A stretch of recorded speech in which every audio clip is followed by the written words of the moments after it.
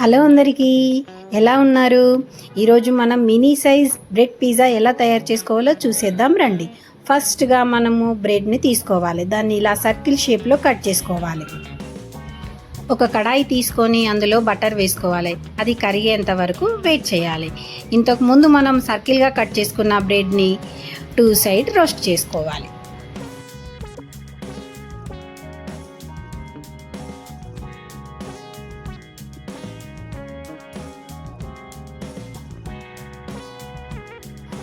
ఇప్పుడు మనం ఒక బౌల్ తీసుకొని అందులో క్యాప్సికమ్, ఆనియన్స్ చిన్న చిన్న ముక్కలుగా కట్ చేసుకోవాలి. అందులో స్వీట్ కార్న్ వేసుకోవాలి. దాని మీద చీజ్ వేసుకోవాలి. తర్వాత సాల్ట్, ఆరిగానో, చిల్లీ ఫ్లేక్స్,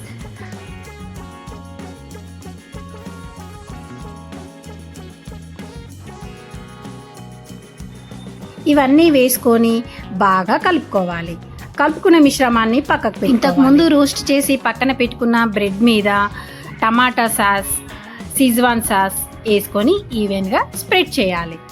తర్వాత మనము ముందుగా ప్రిపేర్ చేసుకొని పక్కకు పెట్టుకున్న మిశ్రమాన్ని ఈవెన్గా స్ప్రెడ్ చేసుకోవాలి.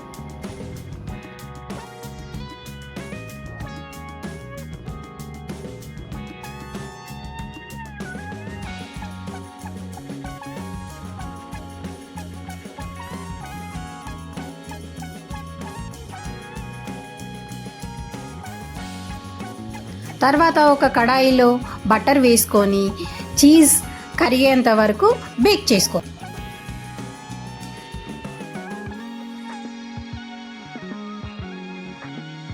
ఇప్పుడు ఎంతో tasty mini bread pizza ready.